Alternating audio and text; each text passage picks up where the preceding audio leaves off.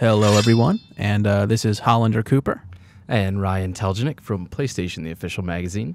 That's a magazine? It is a magazine, yes. Congratulations. Oh, thank you. So yeah, we are doing a new thing. It is a review club where we're going to show off a game, do like a traditional live stream, but admission, we both reviewed the game. Yeah. So we get to tell you about the full game. We're not gonna show you off the entire thing, obviously, but we'll be able to show off some of the game and answer questions and just talk in general about things we liked and didn't like.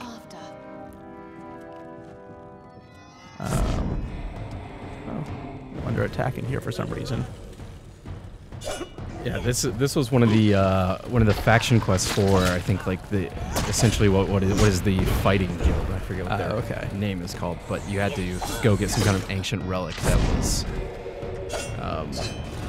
that was bringing back the Niskaru, these ancient demon monster things. Right. Yeah, the Niskaru, and I mean, it's not really a spoiler. The Niskaru have like a big part in the game early on, and then they just kind of disappear. Like they still have a part later on, but they just kind of stop showing up after a while. Yeah, I didn't actually see a whole ton of them. Like there were sections where there were a lot, and then there wouldn't be any for huge spans of time. Yeah, it's weird. I don't know. But yeah, right now I'm playing my character, who is a warrior mage hybrid. And after this battle, I'll actually show you like the way the skill trees work. I think, didn't you end up going pretty much the same build? Yeah, so I originally played as a pure thief. I played for like the first 15 levels, and then I switched to warrior mage as well. I know that you've been specializing in what, long swords? Yeah, I decided to go long swords. See, I went great swords, so I had a little bit different of an experience than you did, but it went pretty well. I mean, the thing about this game is the combat is actually surprisingly complex once you start to get the hang of it. You know, it's not just, you don't just mash buttons, because once you get the nuances of how it works, you can actually chain the abilities together pretty nicely. Yeah, you learn how to combo things. It's pretty awesome. Yeah, it is, and you get to use cool abilities, and I'll do one now. This is Reckoning. Yeah. Where you do like 1,000,000 times your normal damage, and you can pretty much clear an entire room with very little effort. And the best part is, like, once you finally knock everybody out and you hit the X button, you're one of those guys. Like it increases the experience gain you get. Yeah. By so I'll do that now. Amount. Run over to this guy. Does a cool death animation. Yeah, There's a bunch of them. They're always so brutal too. Yeah. And you pound on the X button. And you just shove the guy into the ghostly weird spear that doesn't actually so awesome. exist. And you can see. And you get a lot more experience than you normally would have. So it's like, not only does it add to the amount of damage that you're doing, but also if you learn when to effectively use that, you can increase your XP by a lot. And also, I mean, we talked about this before, but like the game's combat is different than a lot of other games. Where like in God of War, if you're attacking and somebody attacks you and you hit block, your character just blocks. But in this game, if you're in the middle of attacking, like I'm pounding block right now, you can see it doesn't actually start showing up until like my guy's finishing his attack. And especially if you're doing like a big kind of thing, I can't block in the middle of that. Yeah, that was frustrating for me at first because I was like, oh, why can't I block or why can't I, counter or anything? But it really adds, like I said, a layer of complexity to it. It almost becomes a fighting game once you learn how to knock people up into the air and juggle them there and combo everything together. So I don't know. I'm really actually grateful that you can't just break mid-stride to block or dodge or anything like that. You're kind of committed to what you've chosen to do. Yeah, and here's the. I'll show you the skill tree that I have going on right now. So this is actually, I loaded up an earlier save. This is when I was kind of half, I went all into might, as you can see, and then I decided to start going into sorcery. So right now I really don't have that many sorcery abilities, but I do have some. But it's cool because like at this point I wasn't exactly sure what I wanted to do, so I was pretty much just like a straight longsword warrior, beating the hell out of people. But I was able to get things that kind of still helped me. So there's this, which is my abilities cost less mana.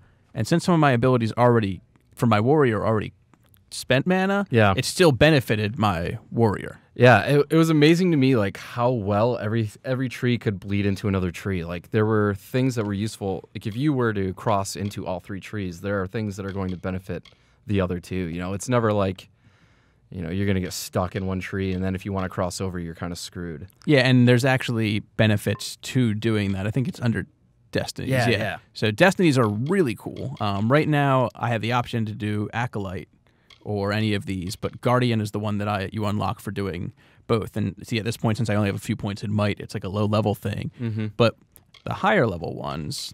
Yeah, so these are cards you essentially get from, you know, choosing which trees you want to develop your character into. Yeah, you actually don't need to like collect them or anything. You just Right. you unlock them. But as you allot points. Yeah, I went Might and Sorcery, and by the end of the game, I was a Crusader, which, or actually, I think I actually ended up a Paragon. So Right. it gives me 50% damage. All my damage received is mana, 23% elemental resistance, more melee damage, more armor, and instead of being able to dodge, I'm actually able to like teleport around, which is. It's not just a cosmetic thing. It actually does make a difference. So I got that too when I switched over to Warrior Mage, and it was pretty badass. Some of like the bigger enemies that are swinging at you, if you roll into them, you just kind of get stuck on them, and then they still bash you, but you can blink behind them, which is just awesome. If you're for the record, if you're listening, watching this, recommend you join the chat room. That way you can send us questions and we can answer them for you. Yeah, for sure. And we'll be here all hour. Letting you know, and if you want to see anything.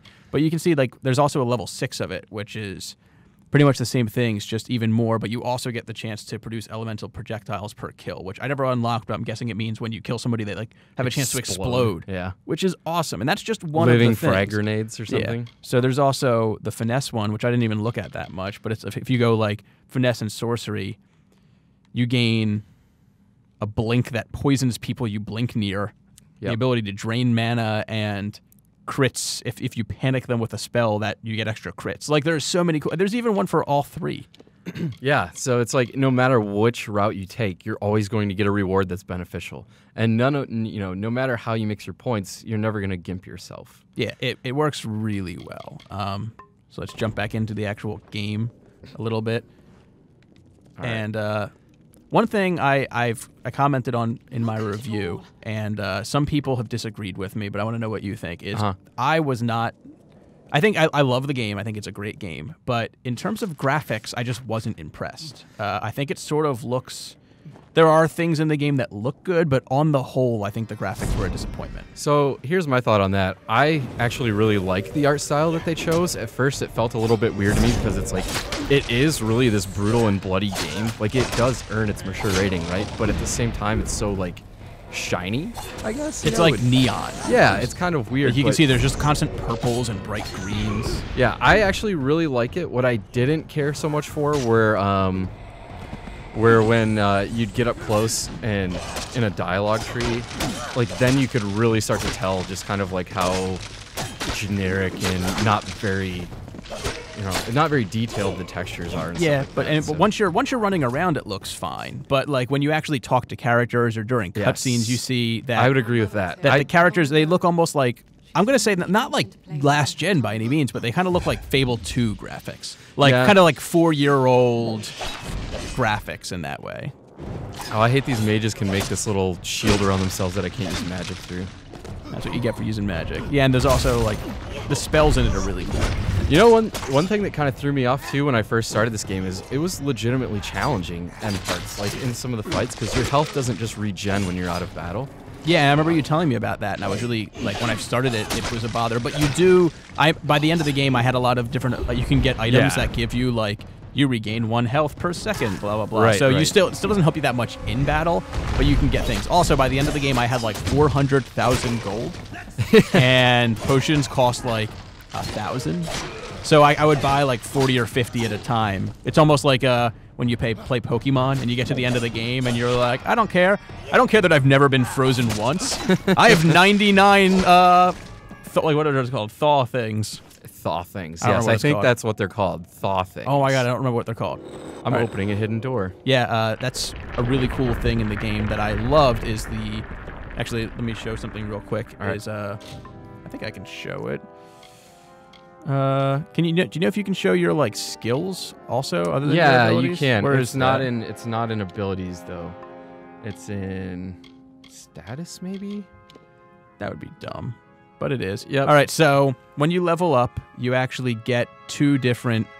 You get 3 points to spend into your combat abilities, Yes. and 1 point to put into a skill. And unlike in like Skyrim and a lot of other games and third edition Dungeons and Dragons, for those, the game never makes you choose like, do I want teleport or do I want an awesome fireball? Like your combat and your practical skills are completely separated in this game. Yeah, so you've got the points for the utility stuff. Like I can level up my crafting without sacrificing, my combat effectiveness. Yeah, and here you can see I pretty much just went for like I didn't feel like doing a lot of that stuff. I went a little into blacksmithing because it lets you repair your stuff really easily, and you do get your stuff does get wear and tear. But I just went straight into detect hidden because you get like tons of like every so often I'll loot somebody and it'll be like you get 100 gold and an extra 400 gold from detect hidden because apparently they were hiding more gold in their butts. That's a good place to hide it. I see. When I was playing, I went mostly persuasion, stealth. When I was playing a thief. The stealth in this game actually doesn't work that well because, it's not, I don't know, the enemies always seem to be in groups where there is at least always one facing you. Right. And even when when you've got points pumped in and stealth maxed out completely, like you almost are always going to be seen by somebody, which negates that destroys your ability to use the stealth attacks and do instant kills on people. Yeah, but even so, there are a lot of other abilities. I actually, when I first started playing, I went straight blacksmithing because you had actually told me you didn't like it, so I wanted to try it myself. Yeah. And I think we didn't like it for different reasons. Yeah, I didn't like it because, not that there was anything wrong with the crafting system, but because you get showered with so much loot in this game that I felt that it was pointless. I would craft this really sweet set of daggers, but I'd replace them in 30 minutes anyways. So it was just like, why waste the time doing this? See, that was sort of my problem. When I was doing blacksmithing, my issue was there's sort of two different things that would happen. Either I'd make a sweet sword and get it replaced immediately, which is really crappy and makes you sad, or I'd get a sweet sword and then for the next like 4 hours every sword I got sucked, so there was no enjoyment to like finding loot. Yeah, and I mean it goes almost the same for any of the types of crafting. If you're making armor or even the sage crafting, is that what it's called? Sage crafting, where you make like essentially gems that you slot into your equipment to increase its stats. Like even then, the same thing happens. You replace stuff so frequently that it's rarely, worthwhile. Yeah, and somebody just asked in the chat if there is archery or if it's just melee and magic. There is. Yeah, there is, and archery is sort of the same thing. You can see right now I'm throwing chakram. Those aren't magic. That's actually just like a ranged weapon. It's what Xena throws. But there's actually, and you can switch between them. Two of the face buttons are mapped to your primary and secondary weapons. You can choose to do, you can actually have like 2 melee or 2 range. Yeah. I don't know. Actually, I played around with the archery a bit. And what I would say is, there is an archery tree within the finesse tree, which is essentially the thief, where all the thief skills are. There are a lot of abilities to increase the effectiveness of your archery, and it is a completely viable option if that's how you want to play.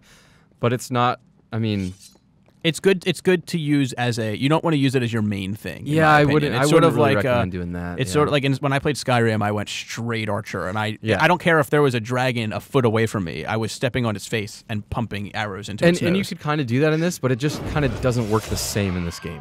So in this game, it's better like, see that guy just got knocked far away. Instead of just like running up to him while he's down and trying to hit him, I'm just gonna try to shoot him with ranged until I have a chance to get closer. Right. Since I have leveled up my sword, I can do some cool dash abilities. So it's cool to be able to juggle between them. And here's another thing I would say about the weapons in this game, which is kind of different from any other RPG that I've played. Like literally every type of weapon has a really different feel to it. So when I'm using a greatsword versus when I'm using a longsword, the timing and the damage and even the abilities of those weapons to knock enemies back and interrupt their attacks is completely different for every single weapon type. So you really have to kind of learn the nuances of what type of weapon you're using to be able to be super effective at it, which I really, really liked a lot. And not only that, but you kind of have to, if you decide you want to like bounce between 2 different things, you're learning like, I need to learn the timing of my longsword, how far the dash is on it, but also like I need to know when, okay, there's 2 guys next to each other, now's a good time to use this spell, which is just like a giant thing. Since they're mages, they teleported away, so it didn't actually Of course they did. But yeah, it's like, when I first started using my greatsword, I had been playing with daggers for probably like 15, 20 hours, and then I switched to a greatsword, and it's so slow. But the benefit was, when I was using my daggers, I could never really interrupt the like powerful enemy attacks or anything like that. And I would just have to rely more on dodging and countering. Whereas with my greatsword, it was so strong that I could, you know, stop an enemy like in the middle of their attack animation on occasion, which gave me the time to really, you know, hit those swings and make them get through. Yeah, but I mean, but the difference is, it's mainly timing and stuff. Like the bow doesn't feel that much different than the other ranged weapons. It's sort of just like your ranged attack. Yeah. I'm sure if you put a ton of points into it, it would, and they all have like charge up and different abilities. Like I don't have it here, but the charge up ability for the chakram is like I hold still for a few seconds, and he sends them, and they spin around him for a few seconds, and it just destroys everyone. Yeah, that's pretty cool. And then it's like, and all the weapons too have different abilities depending on like if you're holding the block weapon or the block button and then you use it. Yeah, like, this if you see here, like here's my regular attack, but then if I'm blocking and I hit it, he does like a quick one and it leads to a different combo. Yeah, you equip the great sword real quick because I really want to show that one off. That became like one of my favorite moves in the entire game. There's Havoc. So this would be like, no, that's your charge attack there. Oh, you want to show the block one? Yeah, yeah. If you keep pressing the button, he does like that cartwheel spin right over the sword. It's so cool when you hit people with that. And then you can, if you're able to get the timing where you juggle them up into the air, hit them a few times, then finish them with that and hit them with a lightning bolt at the end, it does so much damage and they can't do anything about it. It's really More fun. mages. There you go. See, it just does some good damage, and it keeps them down for a while. Right. So one of the cool, like there, you can see that this is sort of a boss room. I think there's probably going to be a boss spawning. So there's that guy. Yeah. Do you have some kind of like passive poison? Oh, that's just the ability on the sword itself. Yeah. And now I just activated something that makes it so if I kill somebody, I get like a little buff. And these guys don't let you breathe.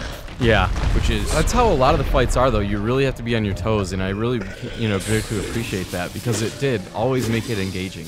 Like, I never got bored with the combat. And then, you know, in terms of the weapons themselves, there's so much variety in stats and, you know, other effects on the weapons. Like this sword that John's using right now has a poison effect on it. And there's all kinds of different things like that. Like, you know, I guess there were in Skyrim too, where there'd be weapons that have fire damage or lightning damage. Or yeah, one of the benefits of this is you'll have like 4 different abilities on a thing. You're not having a sword that's like, oh, this sword is strong and it does poison. I mean, your weapons do have a bunch of different stats, and some can have like if you craft, which the crafting is cool. Don't get me wrong. Yeah, it's fine. It's like imagine if Diablo 2 had crafting, and it's like that would get rid of all of the fun of doing Mephisto runs and all that stuff. Right.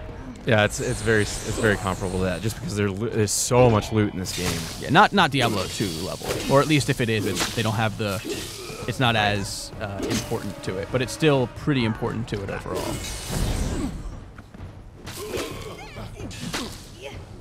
Oh god. Yeah, there's them shield things, those things. See, I never got the earthquake ability when I was playing. I skipped over that one. The ability is amazing. I know. I really like that harpoon one you have, where you can turn into Scorpion from Mortal Kombat all of a sudden and drag people over to you. And if they're too big, you actually just drag yourself to them, which is like, sometimes it's good, other times you're like, oh god, I was trying I didn't want to do that. It's pretty sweet, though. And there are a lot of abilities, too, in this that are kind of like in Dragon Age, where there'd be sustained abilities that just deplete a set amount of a percentage of your mana. I actually have one active now. It's the one that's why my mana, if you see it, it looks like it ends a little early. Mm-hmm. And then if anybody's kind of curious about how thieves play, or assassins, or whatever route you want to go with that, they rely a lot on those sustained abilities. And I was kind of grateful for that because while there are all kinds of potions in this game, I didn't like when I was a thief, I had poison on my daggers, but that was a sustained ability. I didn't have to go craft a bunch of poisons and then equip them and then all this other crap. Like that was just a sustained ability that was always active, so long as I was willing to sacrifice a percentage of my mana. It does take some of the things about the genre and kind of streamline them. Like it doesn't get rid of poison. It just makes it so you don't have to spend a bunch of time like using and equipping poisons. Yeah, and I really appreciate that because that's one thing I always hated about potions, especially in games like Skyrim, where there's just so many different ones, and I would always carry them because I'm like, I'm sure at some point I'll use these, and I mean, never well, do. that said, I mean, to be It's like fair, that I mean, if you go, I'm going to go into my consumables, and you're going to see that I have 31 consumables. So Oh, you should show them the radial wheel. yeah, but the benefit is instead of dropping them all into a list, I can add them to my radial, which is like, all right, this one makes it so I take less damage, less lightning damage. This one lets me take less physical damage, and it's really easy to activate that mid-game. It's not like Skyrim's, which is like a giant dig list. through like a list of all the It's like, things that you oh, favorited. I do want to have a hardened shell to hide people from my emotions. Did you ever use the potions that decrease like elemental damage? I No, never I've used never those. done any game. Actually, in Skyrim, I did them because you'd fight because of dragons, Uh-huh. but exclusively because of dragons. I did find myself using the physical damage reduction ones a lot, though. Especially later on when you get to some of the more difficult enemies. Like, some of those fights seriously get super hard. Yeah, and see here, I'm rolling into this. If I did have the blink ability, I'd be able to just blink straight through that, which is good because one of my biggest issues with the game, and I'm sure it's going to be a lot of people, you can't jump. Yeah, You're I stuck really to wish the you ground, could. like EverQuest 1, or not even like Star Wars Galaxy style. Mm-hmm. There are locations where there will be arrows where you can jump. Yeah, I was really bummed because it's like it's not that big of an addition, right? But it would be nice to be able to do that kind of stuff. Oh, the Warsworn, that's what they're called. I could not remember the fighting guild's name. And then when you get it close up, you see the graphics are good. It's just they're not 2012 good. I kind of wish that they were a little stronger and a little less blatantly inspired by Blizzard's art style. Yeah, that's kind of my first opinion, like first thought when I played this too. I was like, oh, it kind of reminds me of WoW. The humans and the gnomes, it literally Oh, I looks know, like exactly. And didn't Todd McFarlane do the art? Did he just like buy like the art of World of Warcraft art book and then just like tear out pages like here's the human, here's the gnome, Yeah. here's the elf. It's dark, it's purple, it's different. Yeah. Yes. So what did you think of the faction quests? I like them. I think that they I mean the faction quests again. I'm gonna keep comparing it to Skyrim, but in Skyrim the faction quests are like there's a thieves guild. You can join them. You do a bunch of thievery. Yes. There's a Assassin's Guild. It's a long, cool. You're going to do a bunch of assassin. In this game, they're not like that. They're almost just like stories. Yes. And the thing is, like, the thing that's really cool about the faction quest is it really does give you a lot of insight into the history of Amalur. Like, you figure out while you're playing through the... Oh, that's super effective. You figure out, like, while you're playing, the Warsworns, for example. This is a fighting faction that's been around for, what, like thousands of years or something. And originally, when they were formed, their goal was to fight off the Niskaru, those ancient demons we were talking about a bit ago. And now that the Niskaru have been basically, or they thought to have been eradicated, the Warsworn are kind of like without purpose, so they've become this band of mercenaries. And you figure all this out as you're going through. And it's just really kind of neat to kind of get a sense of why these people are where they are and what they're doing now. Also, look at my mustache. That is an amazing mustache. You know, I woke up this morning. I had a dream last night that I had a mustache. For the record, I can't grow facial hair. And I immediately wept when I woke up. It was devastating. That is really sad. I sorry. know. Tell me about it. Every day I have to live with this, John. It's Every terrible. day. So, what did you think of the world in general? Okay, so here's my thing. I really loved the lore.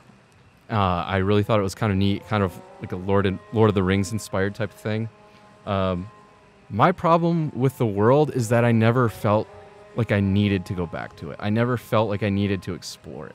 It's big. I wouldn't go as far to say it's an open world game. It's open world in the sense that you could probably travel from one end of it to the other. But I think the quests, I don't know if they're progressive, if they level up with you, or if they're, each zone is a higher tier. But my thing was, why would I go into a cave that I found when I knew that in the town nearby I would find a quest that was going to send me there anyways? Like, I never felt compelled to just go into a place just to see what was in it. Because I knew it would be in it. Loot and nothing else. Yeah, it doesn't have the sense of exploration, and it's also a weird thing about it where, like, the world map just looks smaller than it is because they're way too honest with the geometry. Like, if there's a tree, that little spot on the map is gonna, or like not a tree, but if there's like a little mountain, instead of having, if that's like off the path, they'll just have it like, oh, that's just where the map ends. Right. Where in like a game, and other games would just be like, oh, it's just on the map, you just can't walk there. In this game, they're really, really honest with how big their world is in terms of where you can travel, and it makes it just feel smaller than it is. Yeah, and it is a good size. I mean, like, man, there's so much to do in it. The sheer number of quests is astounding. I mentioned it in my review, but it disgusted me how many quests I was skipping. I know, and Like, it's like, walking into a city and people were like, please help me, and I'm like, all right, I can't. and some of the quests, while we're on that topic, were genuinely really fun. Like even some of the side quests. Like there's one toward the beginning of the game where you find this guy walking through the woods, and you talk to him, and he's like, and you find out that he's a wolf trapped in a human's body. That quest was so good. I know, it was amazing. And he's just like growling and snarling. He's pissed off, and he's like, man, being in a human body sucks. You guys are so weak and slow. And I just want to get back. And you don't know for a while. I'm not going to spoil the outcome, but like I was like, I don't know if this guy's really a wolf. Or if he's just crazy, right? He kind of seems like a crazy guy, like walking around shirtless with no shoes and just being like, being a wolf is so much better. I know, and there's all kinds of really neat quests like these, and they're really, really fun. But then, of course, there are your generic MMO quest. Yeah, Go kill 10 spiders. They find weird excuses, but it's like, I lost my ring. One of those 10 orcs or one of those 10 trolls stole it. Yeah. And I'm like, so I just got to go kill 10 trolls, and the 10th one's going to have it. And he's like, yeah, pretty much.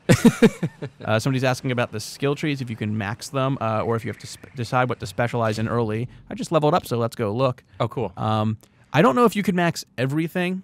There is an end game. After you beat the game, there is like, it throws you back into the world, and you can do more stuff. But you can, for very little in-game money, respec completely. Which is a feature I absolutely love. Because how many RPGs have I played where I've gotten stuck? You know, I would put my points into things thinking they'd be cool, end up not liking them, be like, man, too bad I just spent 50 hours building my character this way. I really wish I could have gone back and done things differently. So the ability to just throw down 10,000 gold, which is easy to come by, and, you know, completely reset your abilities is really, really awesome. It's really helpful. And so you can see here I'm doing a little, jumping into a few different things. Let's run through what all these are. Alchemy is just making potions and stuff. I never... I'd say out of the crafting, that one is probably the most useful in this game. Yeah. I never did it, but near the end of the game, I'm like, you know, I probably would have enjoyed doing some I did. alchemy. It was pretty neat. You're always finding plants. Yeah. And I like the gathering, too, is so quick and painless. Like, you just walk up to a thing and you pick it up. That's it. There's no, like, you don't even loot it. It just goes into your inventory. Yep. Then there's blacksmithing, which we talked about earlier. Detect hidden, which lets you... It does so many things, it's almost like I would not recommend... Like, you have to get it. Like, you start off, right away, enemies show up on your mini-map, which is amazingly helpful. And then treasures show up on your mini-map, hidden treasures. And once you get this, you realize that every room has, like, 4 hidden treasures in it. You get rich pretty quick. Then it shows you which areas enemies are facing, which is helpful for stealth and just in general. Then you can disarm traps. Which there are a lot of. And those things are brutal, too. Like, how I died so many times because I stepped on trap, and I had, like, over half my health thinking it would be no big deal. And then I just get destroyed. There was one room where it was like this. It was a mission where somebody's like, "You have to put these magical boots on to cross this pathway." And I wasn't paying attention, so I put them on, and then they got destroyed. And I was like, "Oh, that room is literally full of traps." But because I could disable them, I just walked through the room disabling them. Oh, nice. See, I used the boots. I remember that mission. And then there's secret doors are displayed. And then traps are displayed on the mini-map. And then you can not only disarm the traps, but you salvage them for components, which is good for blacksmithing. And then lore stones and treasures are on the mini-map as well. It's just crazy how useful this is. I know. It's probably one of the best utility skills in the game. That and persuasion's pretty nice too. Persuasion is, though I never... Like, once I put, like, 2 points in persuasion, every dialogue option had 95%. Yeah, you don't have to pump persuasion very high. I did anyway. Somebody asked about if there's, like, multiple choices, how to complete them. The only time I've run into multiple choices of how to complete a quest is with persuasion. Yes. And I've never failed a persuasion check, so I don't know what happens if you do. And sometimes you'll be like, somebody will be like, I don't want to kill you, but I have to. And it's like, persuasion 95, but don't. And he's like, but I have to. And it's like, what's the point? They're just there to be there. Yeah. You know? It's like, you did a good job of convincing him. He just can't be convinced. No. Dispelling is another type of picking locks. I failed literally every single one I tried to do. Chris Trigger. Yes, I even pumped a few points into spelling, and that mini game is freaking hard. Like, I hope we find one just so I can show it's you. It's really difficult because what is it, like a big circle? Yeah, I hope we It's find a one circle, too. It'd be nice. and I mean, I'm sure It's if I like, wander around, you have to hit X. It's like Bop It, right? Yes, Do you ever play Bop It? But I feel like it just doesn't. Like, it's too fast. You can't do it. And then there's lock picking, which is almost it's really easy. Yes, it's much easier than Skyrim's, but it's pretty much the same idea. And even when I played as a thief, I never had to put points into lock picking because you're always going to have enough lock picks, and it's never that hard to lock pick ever. So buy and sell stuff at cheaper costs, and I never had an issue with gold though. Did you? No.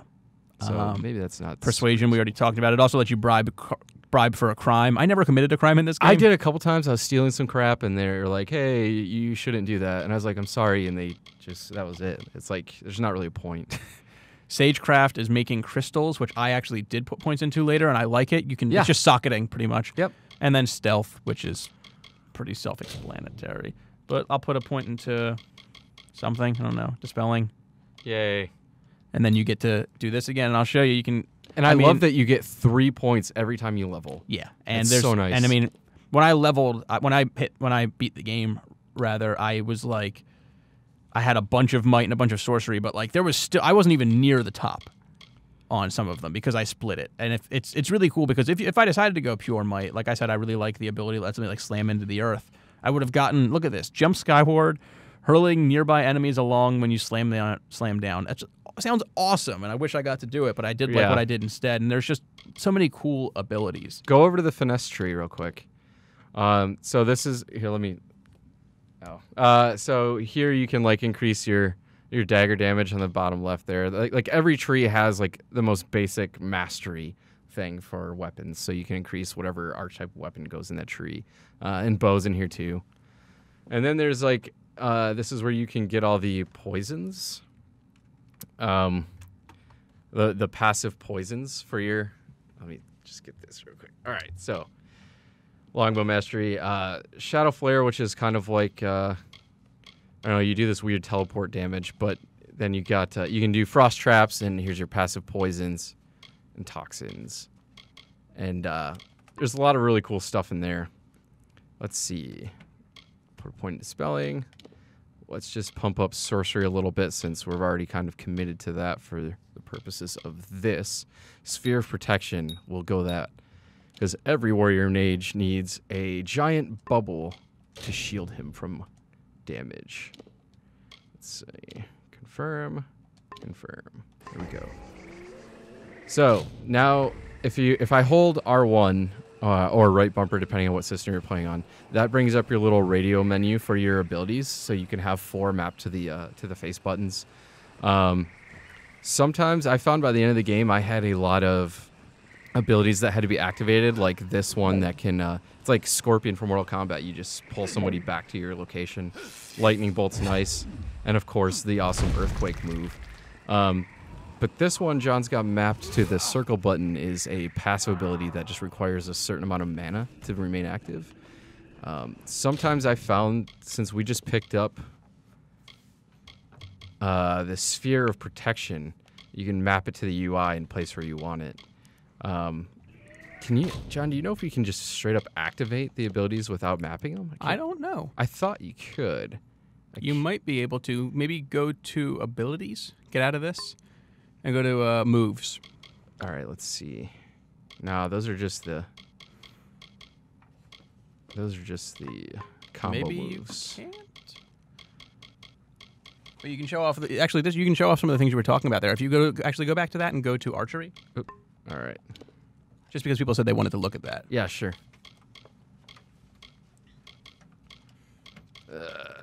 Longbows. So you can see the different. Every weapon type has a variety of combo moves that you can do. So you can do charge shot. Every weapon has a charge ability where you just hold the attack button and it charges it up. Bows also have scatter shot, and you can kind of see in the upper right it does an animation of what that ability will look like. So it just shoots out like a couple arrows or more. That's more than a couple. That's like 7. And then Arrow Storm. Boo! Just rains them down. I've seen enough arrow shots to know how this is going to end. Yeah. There it goes. So, Do you want to try loading up a save into a later part of the game? Sure. So we can show off all the cool stuff you get later. Sounds good.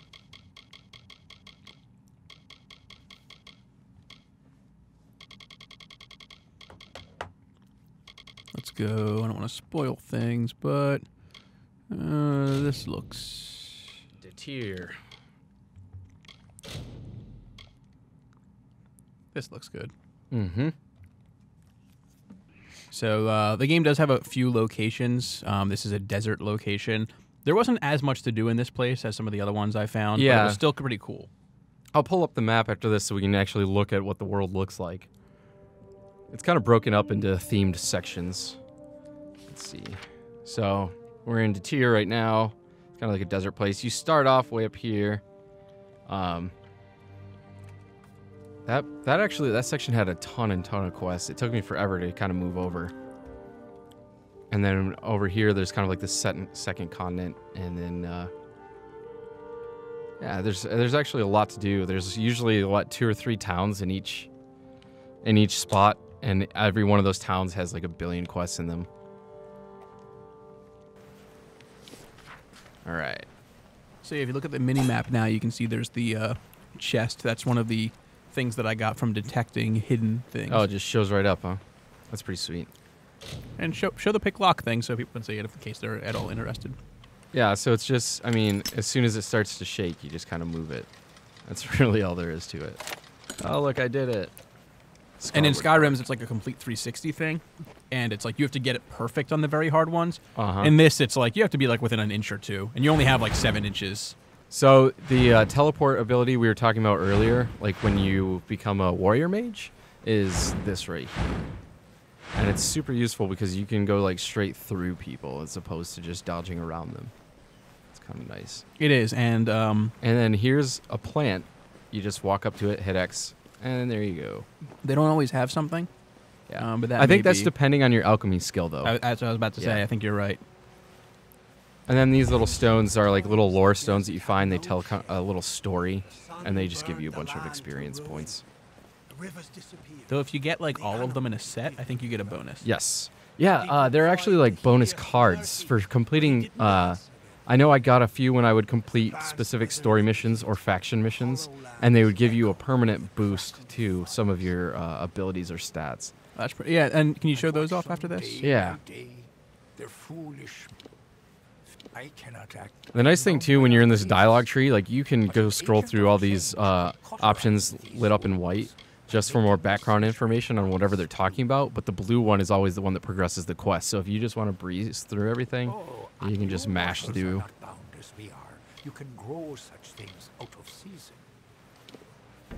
But first, there are 3 century plants in this, for each of the 3 upon this. Farewell. And there we go.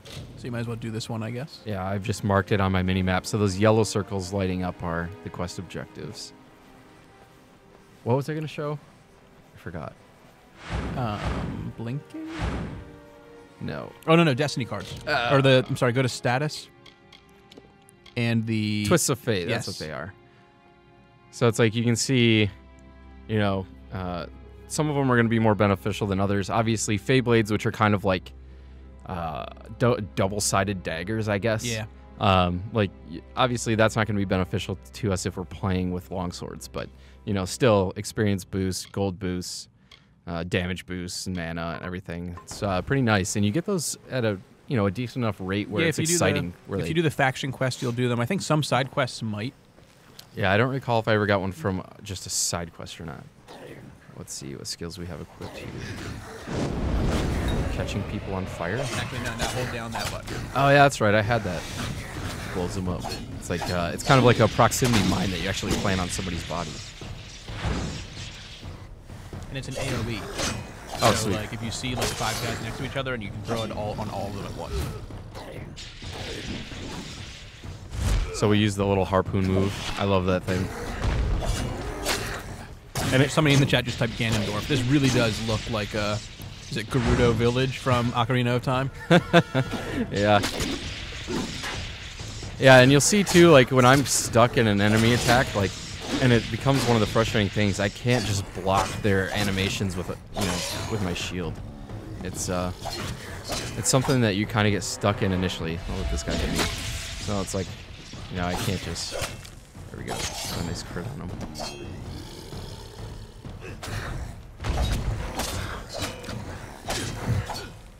And I found more than other games, even like God of War, I was comboing it together abilities a lot more than I am in those games. In those games, it's like, Yes. and I love God of War, and I'm not going to say that this game has stronger combat, but like in God of War, you'll often just run up and start pounding on the button, maybe do a combo or two. In this game, you kind of have to switch it up a lot. You do, yes.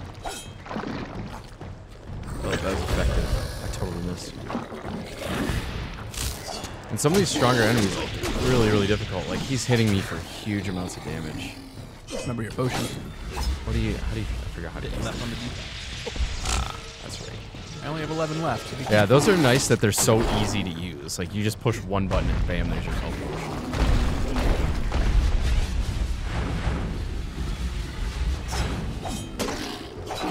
The enemy design is also really beautiful, I think. I mean, even though it's very World of Warcraft, I feel like Yes, there are some really sweet enemies. One thing I would say is that I found that a lot of them were just reskinned in different colors later on. Did you? Yeah, you'll notice that like, much? It's like you fight a troll, you fight another troll, And you these fight trolls a look red, identical. Yeah, this troll is red.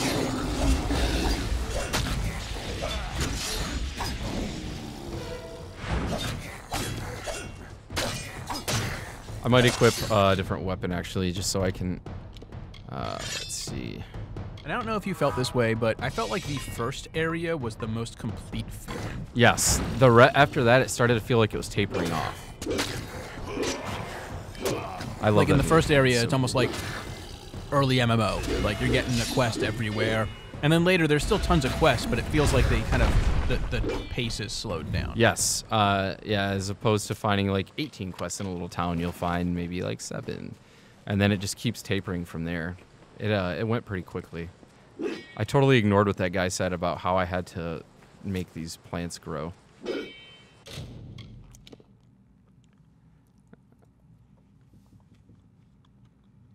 Fire. Do you have go into your inventory and see maybe they gave you a no I mean maybe they gave you go to items, maybe they gave you an item if you go down. It might have just been in items, yeah. God, so many gems.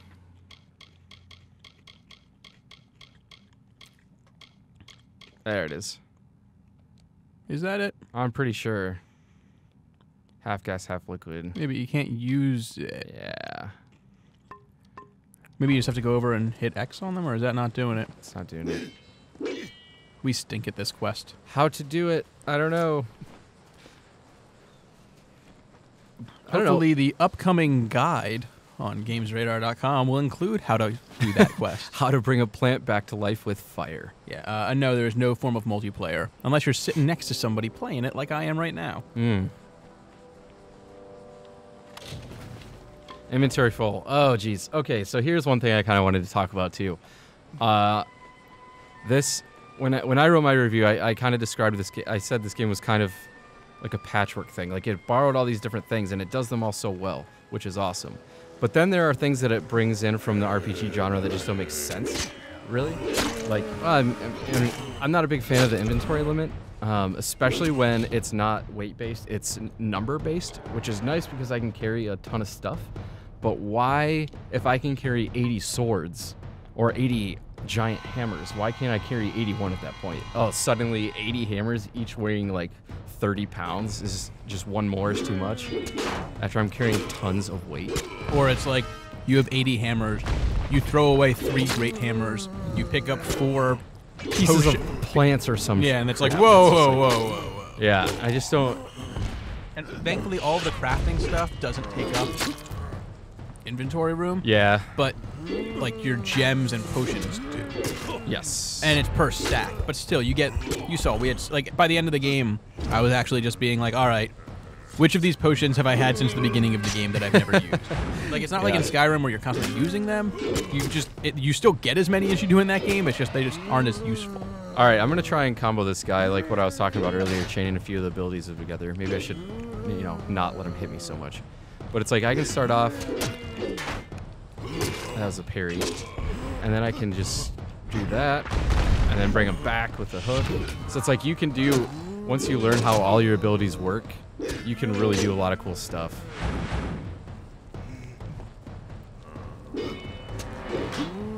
And then if you time your block right with their attack, you do a really cool parry move that pushes him back. Let's see if I can not suck at this game for like 2 seconds. Give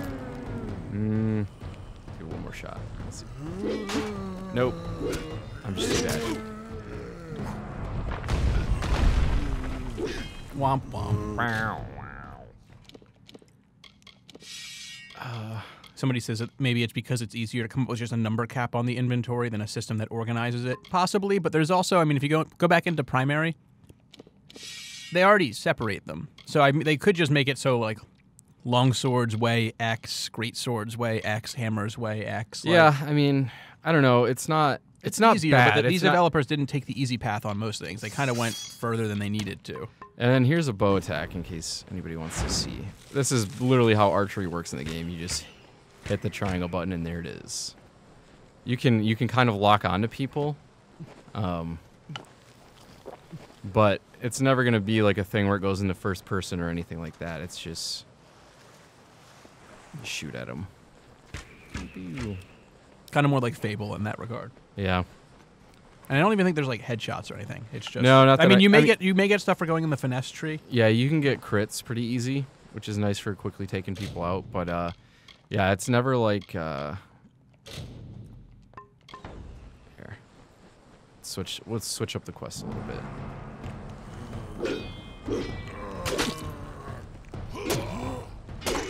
Now, should we talk about, you know, kind of how this game starts at all, or is what's going on in the world? And Sure, the I think lore? we could explain that. Yeah. So yeah, there's a war going on between the mortals Yes. and the immortals. So and the immortals are like these elf-like people called the Fae. yes, and they're winning because they're immortal. Turns out they one of can't die. Yeah, one of the things that makes Amalur different than our world, maybe, is that in Amalur, fate is like a literal thing. They're not Yes. just like, yeah, it's your destiny to do this. It's like everyone is predetermined to do everything there's going to do. There's zero free will. Yep. And you are in that war and you die, and you are brought back to life in the beginning of the game, but because that's not supposed to be a thing that ever happens to anyone, like your life your fate book ends when you die, you're completely free from fate. So you're able to do whatever you want in the world. Yep. And I don't know. So the opening thing is just like this dungeon where you're trying to escape, and the well of souls, which brought you back to life, gets destroyed, and Sort of Captain America-esque. yeah. And then people are like, "Oh God, who's this dude? Why does he have no fate?" And there are a thing of people. I believe called, that's an actual quote from the game. yes. Who's this dude? Who's this dude? And there are people called Fate Weavers who, it's kind of like a blessing and a curse. They can see everybody's future and how they'll die and everything like that. But of course, that means they also know how they're going to die.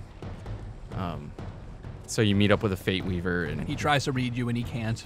then he freaks out a little bit. And then pretty early in the game, you save him from a troll that he Was supposed to be killed He by. knows he's supposed to die. So But I don't know. I found the Fae actually really interesting.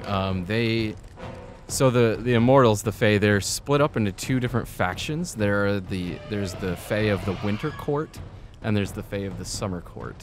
And the Winter Court ones, there's a splinter of that faction that are the ones causing this war, and they call themselves the Tuatha. yes, and it's also worth noting that they're led by a guy named Gadflow, who's voiced by Jim Cummings. Jim Cummings voices every third character in Skyrim. He also is the voice of Darkwing Duck and Tigger. He sounded familiar. Wow, these things are destroying me. No, Jim Cummings is like one of those guys, they keep hiring him for stuff because he has like a unique voice. But then it just sounds like every time you play a game, you're like, why is Tigger trying to take over the world? Yeah. And you can see what I mean here. Like, man, some of this combat is really difficult. Like, you have to, these things, especially when you got like 4 of these really strong guys. Oh my God, I'm just gonna run and get rid of this great sword. Now they're showing that. Bastion. A lot of the weapons have really sweet names too. I'm a huge fan of that. I thought it was funny that they color-coded them into, like, you know, showing off their rarity when you get them with such frequency that I destroy purples just as frequently as I did greens. I didn't. I tried to save them to sell, but... Greetings. Let me take over for a little. All right. I'll fight these guys that Ryan is incapable of fighting. Yeah, I'm really bad at video games, so... By your reviewer.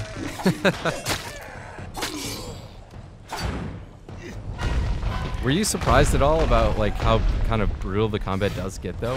When I was when I was playing a thief and I would do a stealth attack, like I would literally stab my dagger into people's necks and like cut upwards and slice their faces open.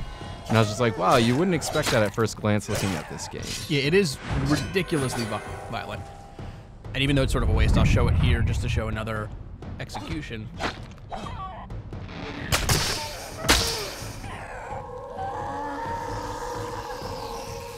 Just blood. Like, I just shoved it. Like, look how much blood there is for a game that looks like it kind of has the art style of like a Pixar movie. Yeah. It was kind of one thing that I was pretty excited to see too in the armor sets. You know, was the fact that there are set pieces of armor. You know, it reminded me a lot of when I would get those in Diablo too. Yeah, and they do a good job. Like, there's sets, there's rares, there's uniques. Yep. And the sets, you know, they provide obviously bonuses depending on how many pieces you have. But did you ever find a complete set? I never did. Nope, I found it most like 2, maybe one time. Later 3 in the pieces. game, I did a mission that they literally were like, here's your reward. Here's a full set of armor. Oh, geez. Which almost was like, really? You're just going to replace everything I have? That's kind of like rude in a way. Yeah. Let me see what quests I have going now. See if I remember doing any of these.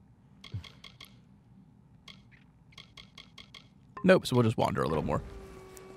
277,000 gold. I wish I could translate that into real money. I'm happy I can't. It would just bring sadness. I saw that episode of Lost. I know what happens. Oh, geez. What you surely ask is such a When you were playing, did you ever notice any audio lag? A little bit. That kind of happened to me a lot in some parts. Like, the music and the sound effects would entirely cut out for chunks of the game. That's weird. I don't know why it was doing that, but it wasn't a thing that a lot of other people seem to encounter as much as I did. All right, so look at that guy. Number 1, the graphics on him aren't great. Number 2, he could not look more like a World of Warcraft character. Yeah, he really does. Like, he doesn't even look like, oh, that's like the size of the nose. Like, everything about his facial structure just looks like Look at his mustache just moving around on his face. Again, this makes me really sad that I will never grow a mustache. Never feel or that have joy. a friend. First, we must find some new and better enemies for the Jotun. Go into Tirskotter Mine, southeast of here, and steal the clan totem from the kobolds that dwell there. Then return to me. All right, so what's this guy want us to do? He wants us to go to... Sometimes I notice it takes a few seconds to actually update on your map. He wants us to go there. I'm going to go there. Do it. I'm going to go to there. See, here's what I was talking about earlier also. Like, if you look at the map, on the world map, it shows, like, how sectioned off it is. Mm-hmm. But, like, it doesn't... And, like, look at, like, the mini-map. It lets you know how linear it is, where it really doesn't have to. Yeah. I mean, you could... It is frustrating a little bit because it almost detracts from... What I was saying earlier was I never really felt entirely immersed in the game, and that's just one little thing that kind of detracts from it, just a tiny little bit.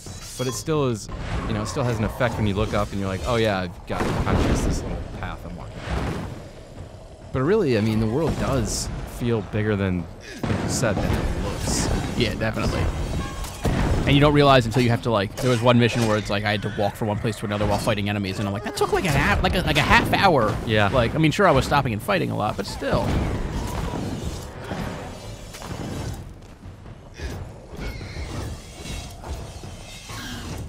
I really wish I would have used those. Dude, they're so good. Those look sweet. And they're not even powered up now. Yeah, like when I played, I used daggers, fey blades, great swords. I tried the hammers for a bit. It's pretty fun. And if you look at my map, you can see that it just shows me, like, where all of the secret treasures are. Like, this counts as a treasure for some reason, which I don't want any of. All that Oh, God. stuff for crafting. One thing I thought it might be cool that you could do is if you could ever, like, if you were using one-handed swords, if you could put one in each hand. Yeah, there's no dual wielding. That is weird. Well, there's dual wielding daggers. Yeah, because those already automatically come in a set. All right, we're actually going to wrap up. So we recommend you check out our reviews. Mine's up right now on GamesRadar.com. When is Mine is already posted, actually, in the most recent issue of PlayStation, the official magazine. So, yeah, I mean, if you're a subscriber, you should already have it. And also, you can, if you want to know more about it or also find out when we're going to do more things like this, you can follow me on Twitter at Hollander Cooper. And mine is at Ryan Taljonick, which is an impossible to spell name. RyanTaljonick. And they will both be in the article. And also check out GamesRadar and at P_TOM for PlayStation, the official magazine. Yeah. And if you actually want to stick around, we're going to switch over to the Darkness 2 in the near future. And we're going to do another one of these with myself and Michael Raparez. So stay tuned, and also check GamesRadar for our full schedule of live streaming events. This is just the beginning. We have a bunch planned for this week and beyond. So take it easy. Later.